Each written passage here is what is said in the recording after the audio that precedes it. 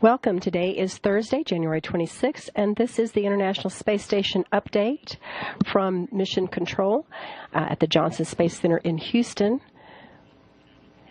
Here in the International Space Station Flight Control Room, the Orbit 2 team is on duty. It is being led today by Flight Director Jerry Jason and Capcom communicator, who is Christy Bertels. She is representing the crew office today, sitting on the Capcom console. On board, we have the Expedition 30 crew, and we do have that coming up here. Here is the Expedition 30 crew. And they are from left to right, starting at the front row. That's Commander Dan Burbank and Russian cosmonaut Oleg Kononenko. On the back row, we have Anton Shkaplerov, Anatoly Ivanishin, Andrei Kopers, and Don Pettit. Today, on board the International Space Station, that Expedition 30 crew has been busy this morning. They've already had their breakfast and their lunch. And Don Pettit has been working on the ISS, which is the International Space Station agricultural camera. That camera takes photos of vegetated areas of the northern Great Plains. The camera was built by students at the University of North Dakota and is actually run by those students. In addition, Pettit has also been working on a number of other things in the lab. He made sure that agricultural camera was open. Andrei Kopers has been working with the viable payload. That payload is a study that involves the evaluation of microbial biofilms. It actually studies space materials. It looks at the metal and textile space materials. And he's been working on that this morning. He's also been working on the compound-specific analyzer. That's an analyzer that does some studies on oxygen in the International Space Station. Corpers also has been spending some time working on the Cabot Laboratory. He's been working on the Clean Bench functional checkout. The Clean Bench is part of the JAXA, or Japanese Aerospace Exploration Agency, experiments. It's a facility located in that laboratory, and it is located in the Cyboy, which is also known as the Living Cell Experiment Rack. That Clean Bench has two compartments: a disinfection chamber and an operation chamber. And air is circulated inside to keep it clean. Crew members operate the experiment materials from outside using gloves to prevent contamination of the ambient air. And that also has a very extreme microscope so that they can study the articles in that experiment. Corpers also has been doing some swapping this morning. He's been swapping telemetry cables from the KU antenna group number 2 to number 1. And this will provide better television for us here at the Johnson Space Center as we capture images from the International Space Station. Also in other activities, Commander Burbank and Don Pettit have been working with nutrition activities throughout the day. They've been working on the Spheres Port Assembly, and they've also been working in the Melfi. The International Space Station, here's a photograph of, some video of the two as they are working on getting some of the nutrition experiments inside the Melfi freezer. The International Space Station Progress 46 cargo craft is also on its way to the International Space Station today. It launched late yesterday at 5:06 p.m. Central Time. That's and from the Baikonur Cosmodrome in Kazakhstan. After reaching orbit and deploying its solar arrays and navigational antennas, the Progress will conduct 2 automated rendezvous burns. This will fine-tune its path to the International Space Station. Another such burn is on tap for later this afternoon, with docking to the Piers docking compartment scheduled for tomorrow at 6 p.m. Central Time. That craft is loaded with nearly 3 tons of water, air, propellant, and equipment for the International Space Station. In other space station news, the same piece of space debris that has had NASA considering safe haven for the crew and the Soyuz vehicles earlier this week is still being tracked by our ballistics team. Overnight, the TOPOs, or the Trajectory Operations Officers, were informed that another possible conjunction with that same piece of Chinese Fengyang satellite debris, with 2 possible close encounters for the station coming in the wee hours Sunday. Those that is being monitored by the crew and by the team here at the NASA's Johnson Space Center. As of this morning, that is considered a medium concern for the International Space Station crew. But again, mission controllers are considering some possible tweaks to the station's orbit after the docking of the Progress 46 Friday night. Today at NASA is the day of remembrance as we honor the crews of Apollo 1, Challenger, and Columbia. We will be honoring the men and women who lost their lives during the agency's space exploration program. We celebrate their lives and their bravery and the advancement in human spaceflight. Today, here at the Johnson Space Center at 2 p.m. Central Time, we will pause to remember those crews, the crews of Apollo 1, Challenger, and Columbia. These astronauts and their families will always be a part of NASA.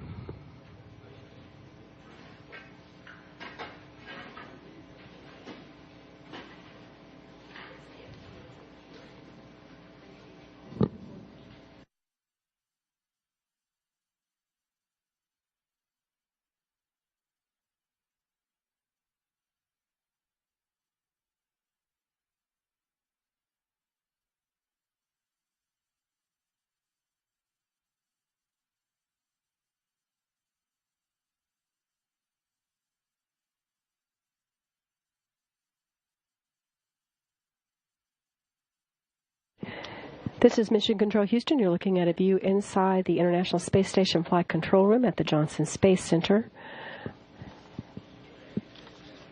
At this time, the flight directors here and the flight controllers do not have contact with the International Space Station through video, but they do have audio. Kuipers, as mentioned earlier in our initial update, is been working with the KU band antenna. And that antenna is making a change from Group 1 to Group 2. Is still progressing.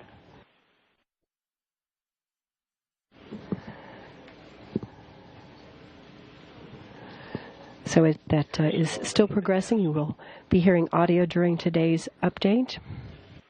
As painfully slow as that might be, that's exactly what we want. Thank you.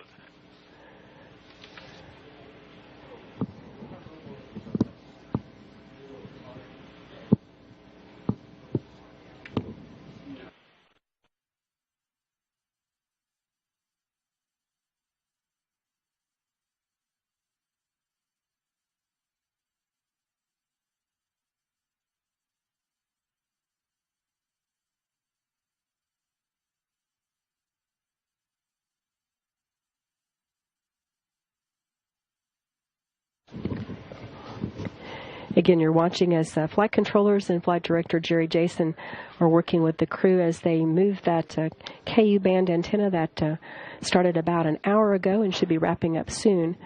Coming up next here on NASA Television, we'd like to bring you some highlights of yesterday's launch of the Progress 46, and you'll be listening to commentator Rob Nabius as he talks about the launch. Coming up next on NASA Television.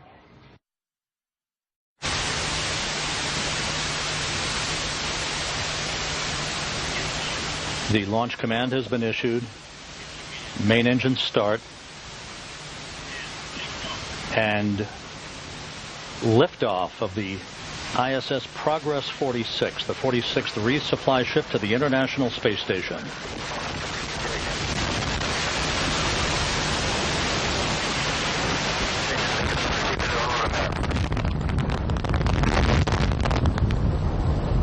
Seconds into the flight, roll and pitch program initiated. Nominal performance so far from the first stage.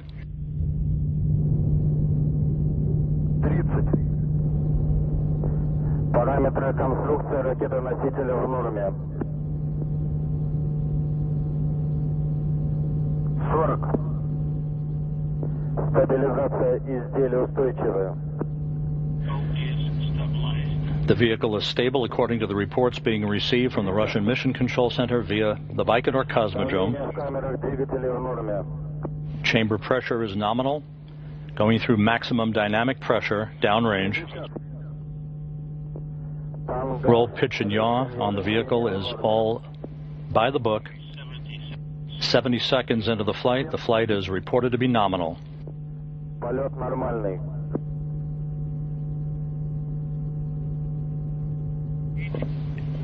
Coming up on the 1 minute 30 second mark into the flight, Параметры системы управления ракетой-носителя в норме. all parameters reported to be nominal. The vehicle traveling almost 1,400 miles an hour. Второй ступени работает нормально. 100. Параметры конструкции ракеты-носителя в норме. 110. Coming up on the 2 minute mark into the flight, the 4 strap-on boosters will be jettisoned and will be standing by for first stage separation. Есть выключение двигателей боковых блоков. First stage separation is confirmed. Everything is nominal. 30. Стабилизация изделия устойчивая. The Soyuz booster is traveling at about 3,500 miles an hour right now, some 30 statute miles in altitude. A few seconds from now, the escape tower and launch shroud will be jettisoned. Двигатель второй ступени работает нормально. 160. Coming up on the 3 minute mark into the flight, Есть раствора головного the стекла. launch shroud has been jettisoned, exposing the Progress 46 vehicle to the launch dynamics. Параметры системы управления ракетой-носителя в All норме. control systems are reported to be nominal. 180. Soyuz now traveling 5,000 miles an hour downrange. All systems reported to be functioning normally. 190. Параметры конструкции ракеты-носителя в норме. 200. Двигатель второй ступени работает нормально. 210. Параметры системы The second stage engines are reported to be functioning normally. Everything is going by the book. 220. 220 seconds into the flight, as it is calculated by the launch engineers down in Baikonur, all systems are functioning normally. 230. Стабилизация изделия устойчивая. The vehicle is stable, running on the second stage engines. Everything is going extremely well as the Progress heads toward orbit. 250. Roll, pitch, and yaw parameters are normal. Second stage engines are functioning normally. You're looking at the Progress disappearing from view downrange through long-range tracking cameras. 260 seconds into the flight, the flight is reported to be nominal. 270.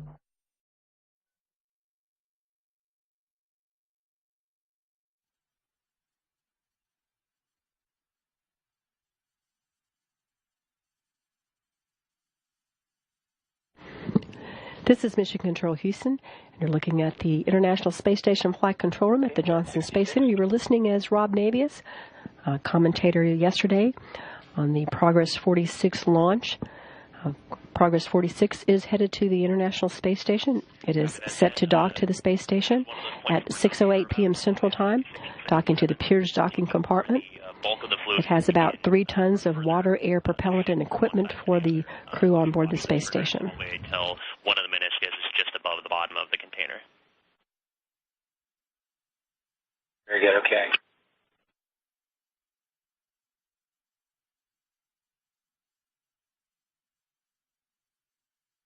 You're listening to Space to Ground Audio. The KU antenna on board the International Space Station is some of the telemetry cables are being moved by Andre Coupers. Coupers is working to move those so that the 2 antennas have, flight controllers have access to both of those antennas. This will be a new standard of operations here for flight control.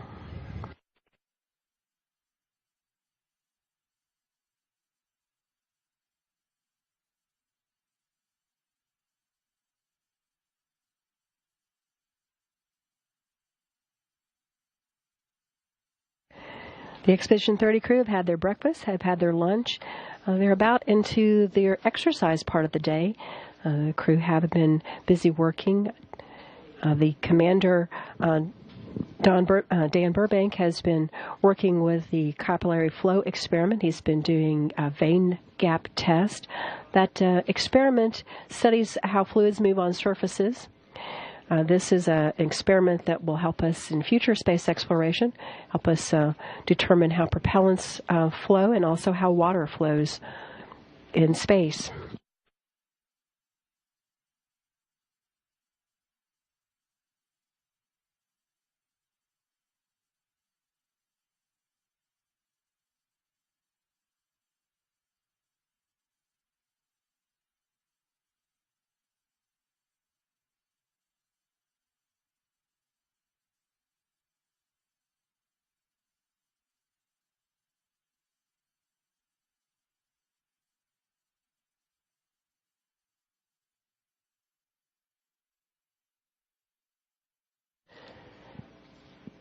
Coming up next here on NASA television, we're going to bring to you an education event that occurred this morning on board the International Space Station.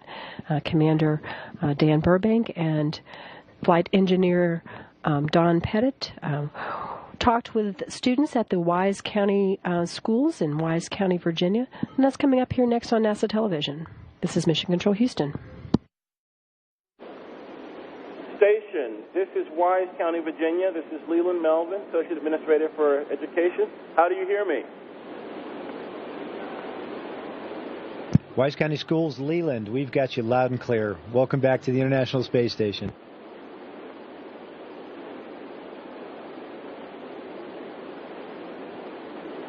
Okay. I think we're having some audio problems. How do you hear me? Leland, I've got you loud and clear. How do you hear us? Okay, Dan and Don, it's really good to see you. We cannot hear you. Can you wave to the crowd of students in Wise, Virginia?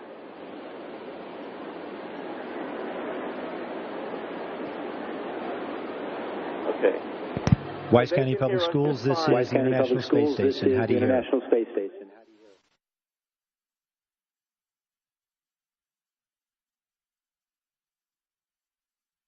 We hear you loud and clear. This is Leland Melvin, and we have Anusha Ansari also. Good to see you guys. Leland, Anusha, how are you doing? We're doing great. We're glad you're with us this morning. And we have... It's a pleasure. We're delighted to be with you.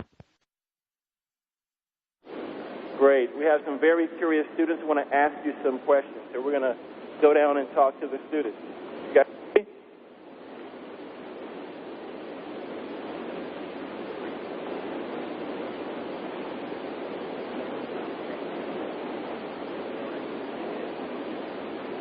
And Dan, here's our first student, Andrew.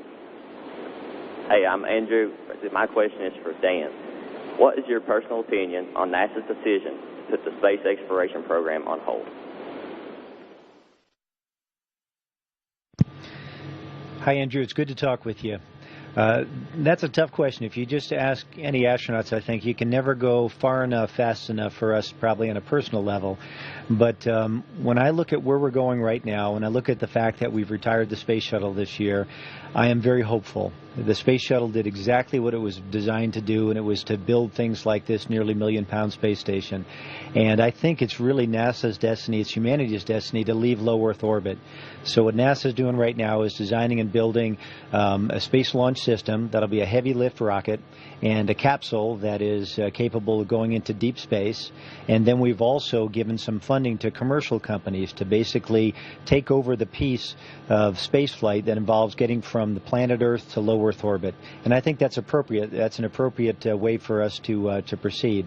Personally, I'd be delighted if we went to the moon. I would be thrilled if we went to asteroids, and we can't go to Mars fast enough. Okay, thank you.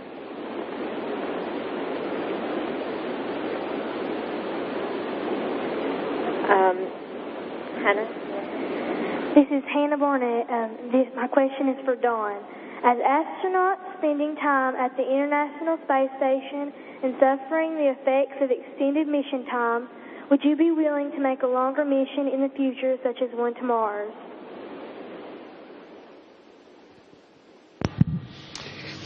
That's a good question.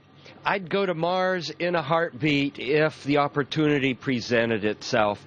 And you need to think a little bit that the length of our missions to space station are somewhere between 5 and 8 months. And depending on your choice of propulsion, that's about what we're talking about for a one-way trip to Mars.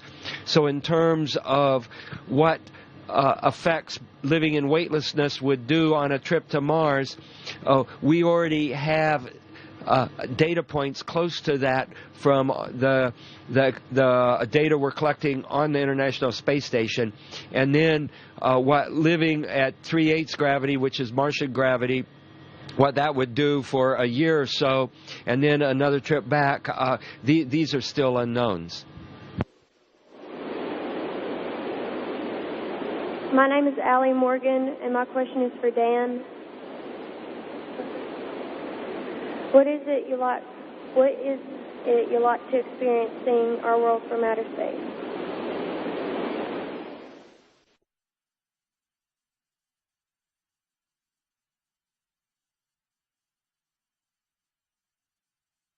Yeah, Allie, that's a great question. And I guess total right now, between my shuttle missions and the time that I've spent on space station during this expedition, I've got over 80 days in space. And I think the thing that amazes me most, and the thing that I like the most about looking at planet Earth from the height of low Earth orbit, about 250 miles or so up, is that it's constantly changing. It's never the same, whether you're looking at auroras, whether you're seeing comets that are rising above the horizon before the sun comes up, or whether you're watching the deserts of Africa go by, or coral reefs off of Australia.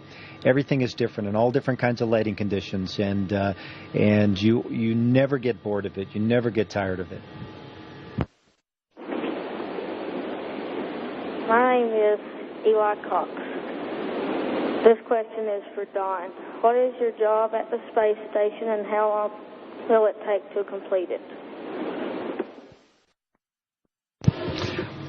My job on space station consists of a number of different tasks. One is a chief cook and bottle washer. I'm in charge of making sure the galley is clean and has plenty of food for everyone else to eat. And so just like you may have chores to do at home to help out your mom and your dad, we all have a number of different chores like this on space station, and these are required just to keep the ship running. But then we get to do fun things like science experiments.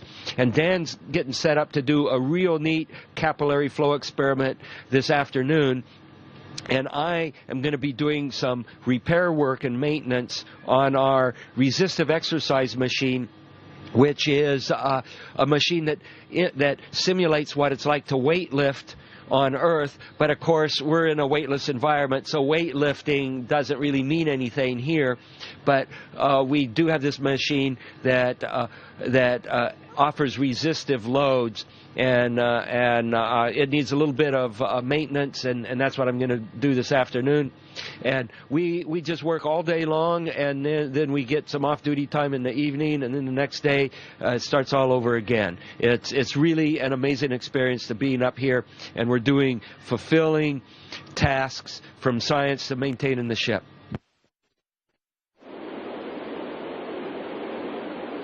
My name is Emily, and this question is for Dan. With all of the particles in space, how does NASA send spacecraft vast distances without them colliding with something? Emily, it's a great question. It's a really an important one for anybody that wants to fly in space, and for anybody that wants to design spaceships to travel in space. Things move very fast relative to each other in space, and the kinetic energy that can be exchanged between a very, very small object that's moving very fast relative to the space station, for example, can be very big, huge. And we designed the space station with shielding on the outside of it, but metal shielding that helps protect for some of that. We have the ability to monitor with radars to be able to see a lot of the debris that's in low Earth orbit, for example. It's one of the places in the entire solar system that probably has the most amount of debris, and a lot of it's human-made. That's the result of many, many decades of lots and lots of different space vehicles flying here. It's really important for us to get the capability to see smaller and smaller sized particles, and when we can see them, we can move to avoid them. A couple of weeks ago, we did just that. We basically moved the orbit of the space station just enough to avoid something. If you're talking about going into deep space, we will plan the trajectories of some deep space probes to avoid areas that we know are going to be high concentrations of debris. For example, the Cassini vehicle, which is orbiting Saturn right now, the people that plan its trajectories in the orbits that it makes when it's looking at Saturn or the moons of Saturn, for example, are very aware of Saturn's rings and where the concentrations of debris are, and we do our best to avoid it. My name is Samantha Palmer. At what age did you decide you would become an astronaut, and how long did your training last in order to become an astronaut? Well, I became aware that you could be an astronaut and fly in space when John Glenn flew. And then after that, it sort of went in the back of my mind, and I just concentrated on all these fun subjects in school called math and science and engineering, because those things fascinated me. And then when I graduated from college, all of a sudden I realized I'm qualified. I could become an astronaut, and the way you become an astronaut is you put in an application. So I put in an application, and after knocking on the door a few times, I eventually was able to become an astronaut. My name is Grace McCowan. What kind of research and experiments do you do at the space station?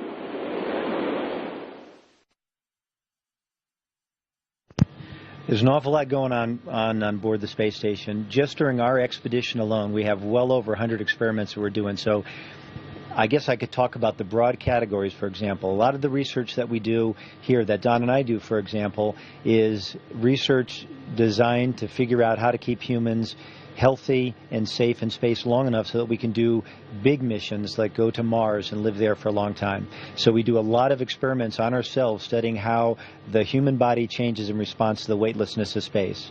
In addition to those kinds of things, we have a lot of basic science kinds of research where we're studying the combustion process, how things burn, how fuel burns, for example. Right next to us, there's a couple of racks that are probably on the left-hand side of your field of view that actually are designed to do exactly that. We have one that studies fluids and how they behave in space, another one that studies combustion. Right next to that, we've got a microgravity science glove box. That's one of the important tools that allows us to do all different kinds of science.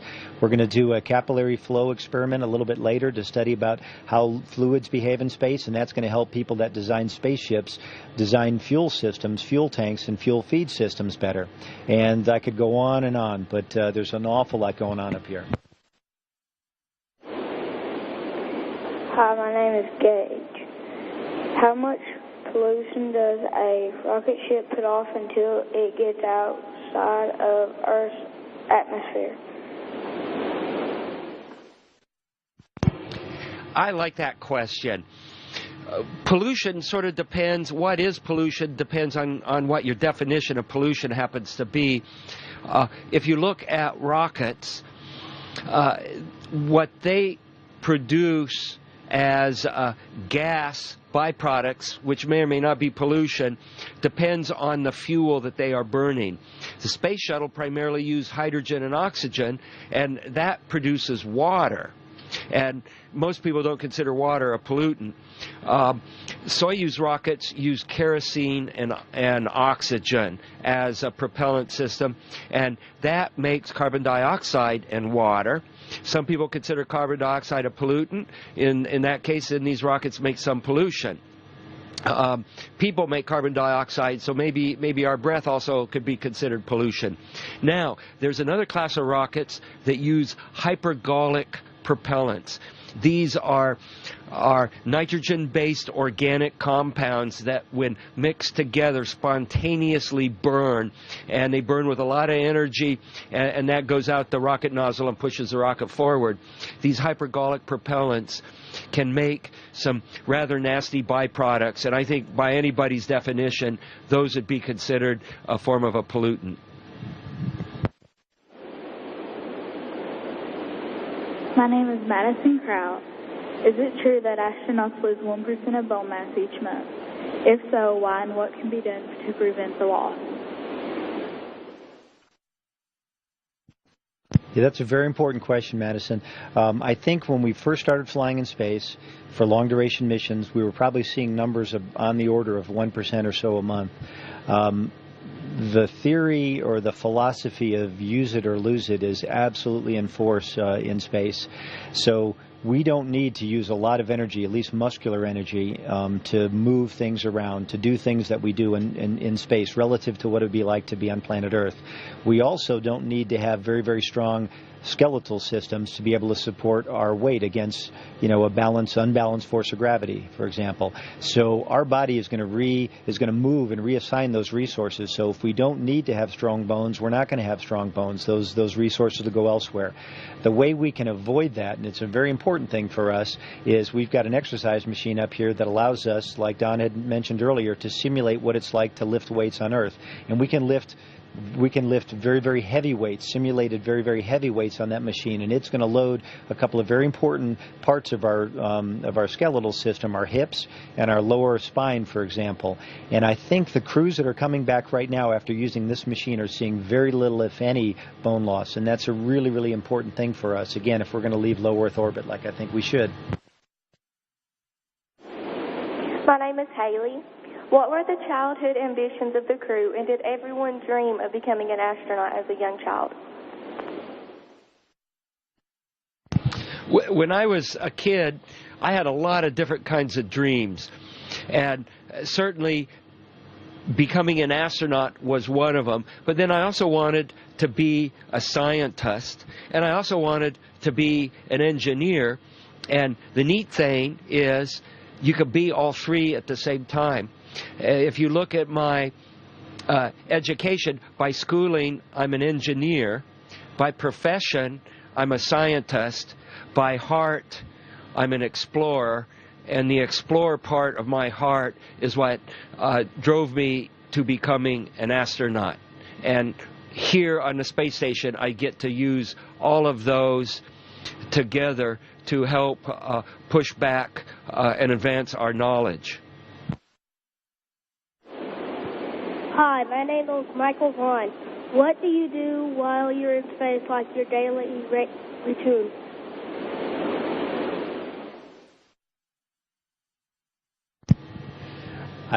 I don't know that we have what you would call a routine day up here, but we do, I guess, have sort of a daily routine. We wake up kind of early, about 6 o'clock in the morning, and it gives us, we have a little bit of time, about an hour and a half, to have breakfast, get cleaned up, have a shower, sort of, and then to talk to control centers all around the world to talk about what we're going to do that day. Every day is different. A couple of days ago, we had a cargo ship on board the space station that we undocked, and we discarded a lot of trash that we had on board, and it burned up in the Earth's atmosphere. And tomorrow, we're going to have another cargo ship that's going to come here. Yesterday, we spent the afternoon flying the space station's robot arm. We're doing science all day, every day. A subset of the 6 crew members that we have on board are always doing something during the waking hours, which is an awful lot of time. We have to exercise. We all exercise probably about 2 to 2.5 hours a day, and that includes running on a treadmill or on a bicycle, an ergometer we'd call it, and simulated weightlifting. And that's really, really important to keep healthy. We're all mechanics, we're all engineers and technicians, and when hardware has problems and so forth, we roll up our sleeves and we fix it. So every day is a little bit different, but probably science is the bulk of what we do. If you were to look at an entire day, that's probably the largest percentage of what we do. I'm Ben Higgins, and my question is, would zero gravity have any effect on nuclear power?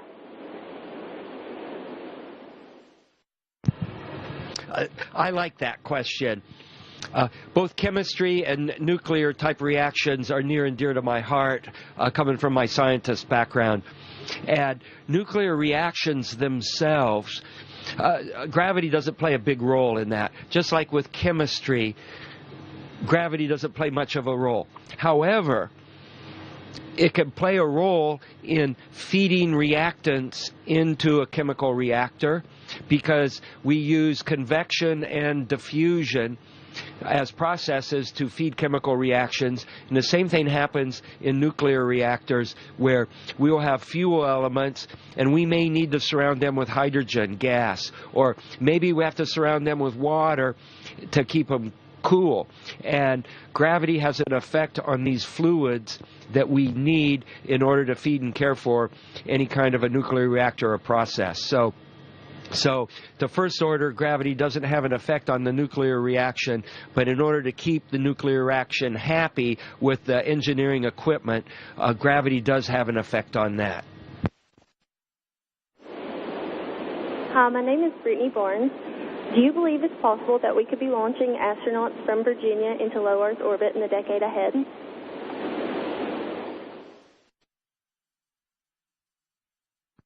Brittany, I think it's possible. I think right now Virginia and the Wallops Island NASA facility that's there has a lot of launch pads and is over many decades has been launching rockets out of there, and they've been mostly sounding rockets that basically will launch up to the edge of space, have a payload that'll do science, and then it'll return through the Earth's atmosphere.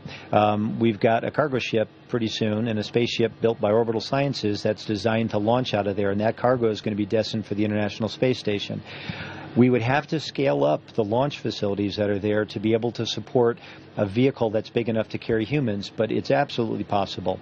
Just a couple of real quick notes about getting to low Earth orbit or getting to space, period, from planet Earth. The rotation of the Earth, you can actually use that to your benefit.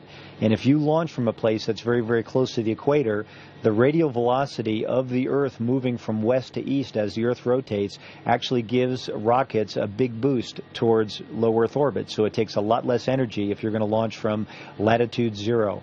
And it takes a little bit more if you're going to launch from Florida. And it takes a little bit more still if you're going to launch from Virginia. And the further north you go, the more expensive it gets from a fuel standpoint.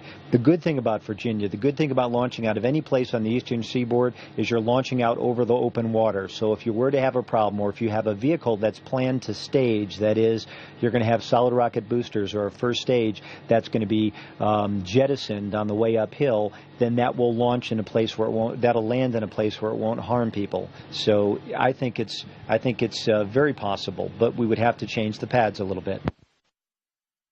Dan and Don, we really appreciate everything you've done to help civilization.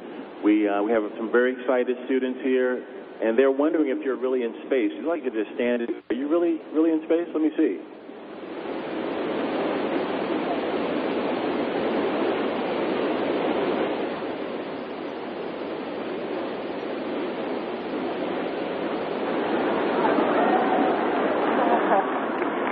Awesome. Thank you so much for what you do for our nation and our civilization. God bless on this day of remembrance. And thanks very much, Leland. Leland, Anusha, you take care. And to all the kids, it was wonderful spending time. And thanks for talking with us on board the International Space Station. Best wishes. Thank you, guys. Have a safe journey back home.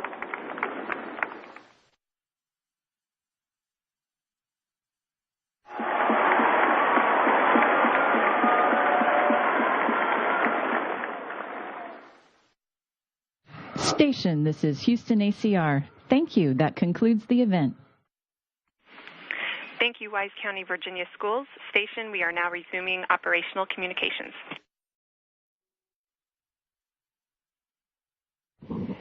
This is Mission Control Houston. You're looking inside the International Space Station Flight Control Room. Jerry Jason is the flight director today, and Christy Bertels is the spacecraft communicator. You were watching NASA television, and you were watching as Commander Dan Burbank and Don Pettit, flight engineer on board the International Space Station with the Expedition 30 crew, as they were talking with students at the Wise County, Virginia schools. The International Space Station does have its KU antennas working again, so we do have some video coming from the International Space Station. You're looking at a view outside the space station as the station is 251 miles above the Earth. It's on a course and an orbit that is taking it right now out over the southern Pacific Ocean.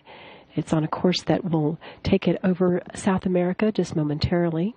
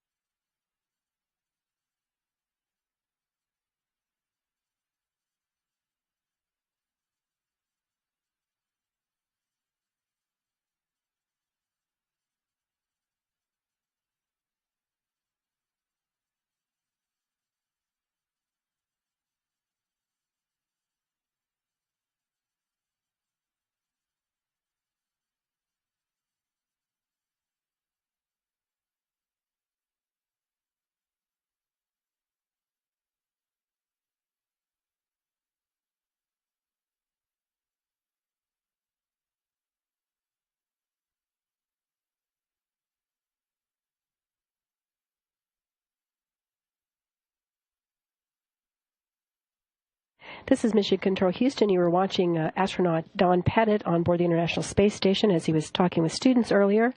Don Pettit also has Saturday Science, and he's also writing a blog. His blog is called Letters to Earth, and we do have, here is where that address for the blog. You can look that up on the internet. He arrived at the complex last month and has been blogging from space. He began posting his blog from Russia before he launched to the space station aboard a Soyuz rocket. He titled his blog Letters to Earth, and it chronicles his spaceflight experience aboard the International Space Station. His recent post highlights imagery he took from the space station, and this is of Lake Issyk-Kul, which is located in the mountainous range between Kazakhstan and China. He describes the lake as a giant eye, and you can see how that does look like an eye.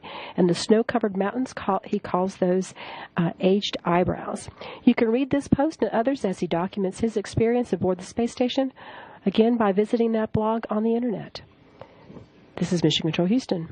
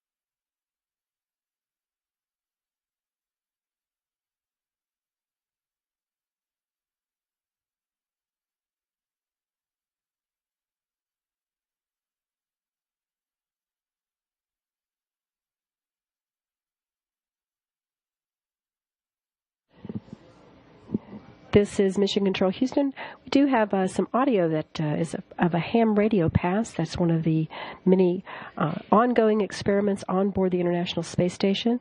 This radio pass took place earlier. It is with the El Dorado Schools in California, and it's with Commander Dan Burbank. That's coming up here next on NASA television. This is Mission Control Houston. NA1SS, NA1SS, W6SRJ, over. W6SRJ, this is NA1SS. I copy loud and clear. How may? You're loud and clear, Daniel. I'm going to turn you directly over to schools. Would we have the first question, please? Juliet, 5th grade. Were you able to see the lunar eclipse, and what was it like? Over. Juliet, that's a great question. We did have a lunar eclipse a little while ago. We were not able to see it, and that's because the windows on the space station, most of them face the Earth. To see the lunar eclipse, we needed one on the ceiling that would face the moon. Over.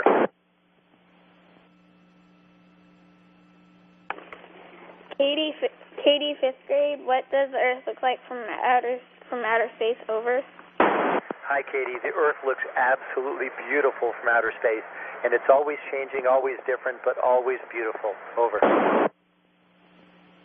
Holly, 3rd grade. How can you use internet in space, and how do you sleep without the bed floating away? Hi, Holly. We can use the internet in space. The problem is we don't have a lot of time to use the internet in space, so we do when we can, usually on the weekends. How do we sleep without the bed floating away? For one thing, we don't have a bed. We have each of us has a small little compartment that we can sleep in, and we put a sleeping bag, and we hang it from the ceiling or from the wall, and we sleep just fine like that, strapped in, tied into the sleeping bag on the wall. Over. Jacob, 3rd grade. Do you have a lot of patience to be an astronaut? Over. Hi, Jacob. I don't know if you need a lot of patience to be an astronaut. For me, you have to be interested in lots of things, and the things that we do up here are so different, so many different things that all of them are very, very much fun. And for me, every day is a surprise, every day is exciting, and every day is new, and every day I learn. Over. Peyton, 4th grade. Have you ever had an animal up in space? Over. Hi, Peyton. We have. While I've been on board Space Station, there have been various animals. In one case, there have been 2 spiders on board Space Station. They're called orb weaver spiders. Right now, we don't really have any animals besides primarily the 6 human beings that are up here. Over. Tommy, 4th grade. What kind of food do you have in space, and what is your favorite? Hi, Tommy. We have all different kinds of food, lots of things you would not expect that you could have in space, like steak, like brisket, like lasagna, one of my favorites, like shrimp cocktail, another one of my favorites. Many, many different things, probably 100 different things, and most of them quite good. Over. Justice, 4th grade. How long can you live in space and still be healthy? Over. Justice, I know that we can definitely live in space for 6 months at a time, and people can come back and be just about as strong as when they left and quickly be as strong or stronger.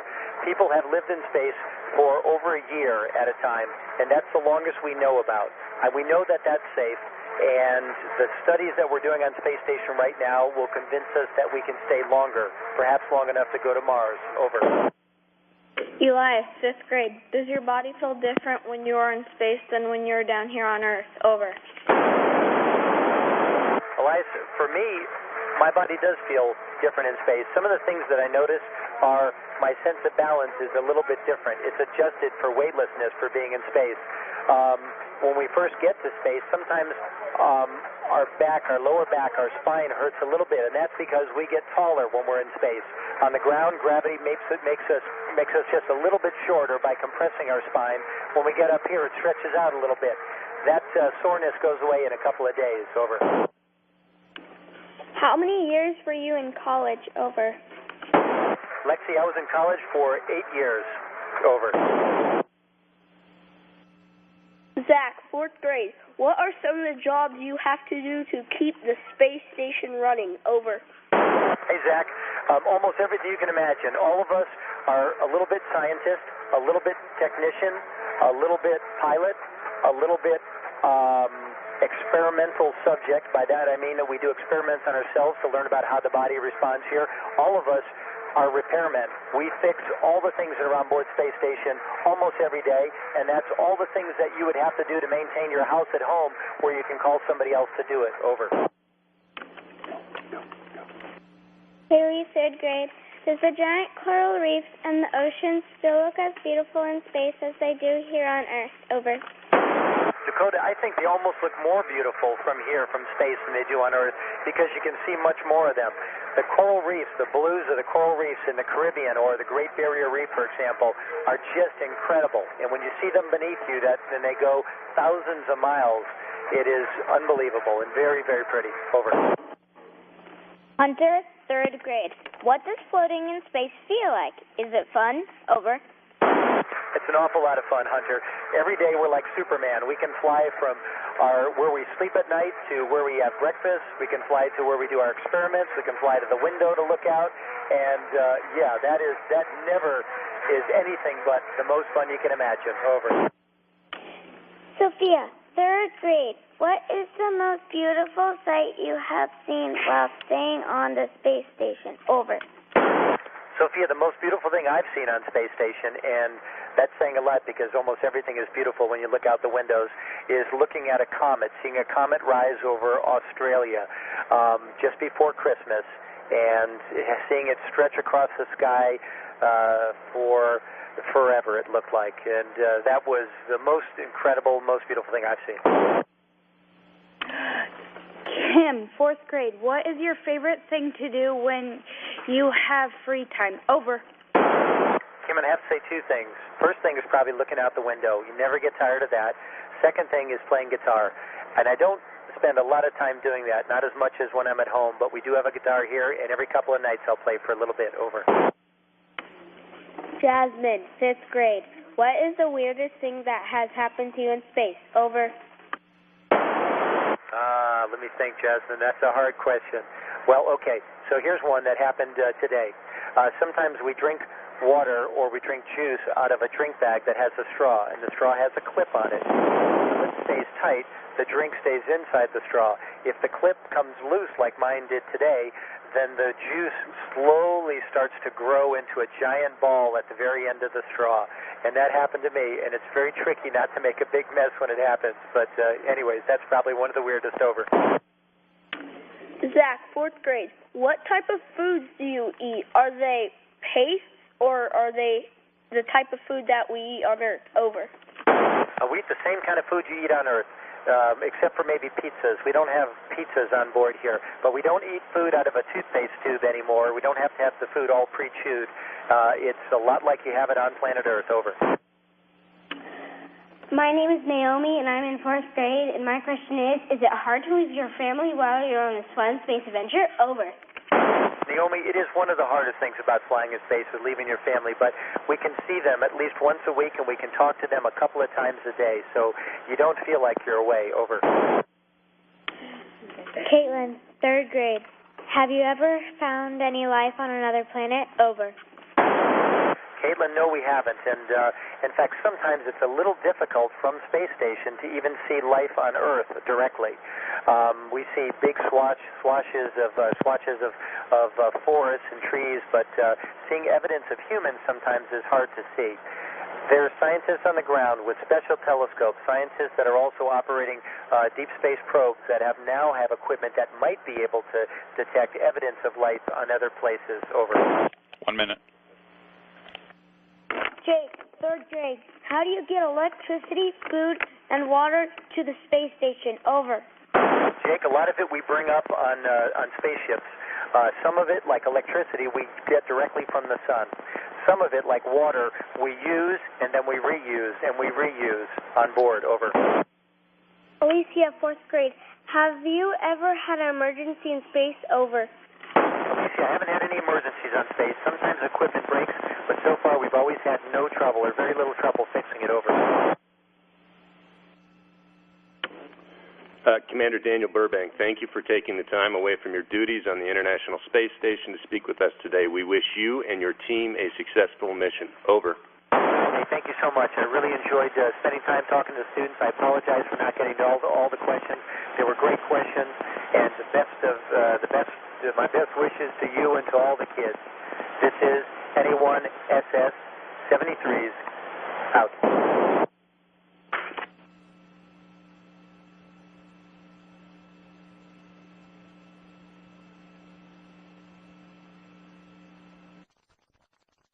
El Dorado, you can say thank you to the astronaut. He probably can still hear us. I'm sorry we missed that. We were cheering. Okay, well, you can. We're still transmitting. He probably can hear us, so if they want to yell a big collective thank you, that'd be great. Thank you all.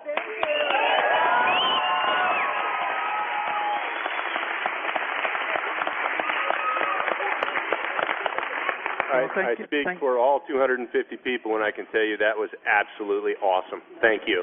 Well, thank you, Jeremy. We're real pleased to be able to have done this contact with you folks. And astronaut Daniel Burbank on the International Space Station, and you folks at the El Dorado County Schools in the heart of the California Gold Rush country. Anyway, thank you. And now for the International Volunteer Team of ARIS, including the Amateur Radio Satellite Corporations around the world, the American Radio Relay League, NASA, the Canadian Space Agency, the European Space Agency, and the Japanese Space Agency, and Roscosmos. This is Tim Bosma, Amateur Radio Operator W6MU, wishing you all the best and thanking you all for everybody's participation in this great W6SRJ, over.